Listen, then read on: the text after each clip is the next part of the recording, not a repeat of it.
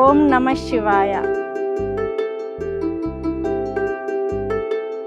ఆలయంలోకి వచ్చిన వెంటనే మనకి ఫస్ట్ దర్శనం ఇచ్చేది మేడి చెట్టు కింద పుట్ట.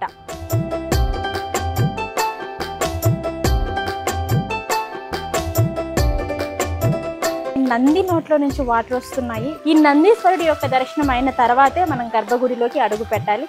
సో నేనైతే నందీశ్వరుడి యొక్క దర్శనం చేసుకుంటున్నాను. 108 బిందెలు నేను గంగా అభిషేకం చేద్దామని అనుకున్నాను.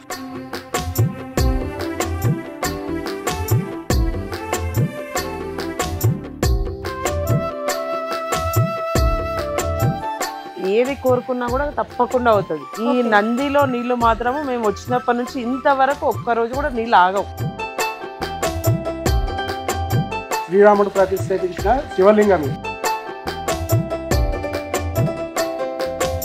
శివగంగా పుష్కరిణి నుంచి అభిషేకానికి నీళ్లు తీసుకెళ్తున్నాను. సో ఇప్పుడు మనం గర్భగుడిలోకి అడుగు పెట్టబోతున్నాం అనమాట. ఓం నమః శివాయ. పరమేశ్వరుడికి అభిషేకం చేయబోతున్నాము.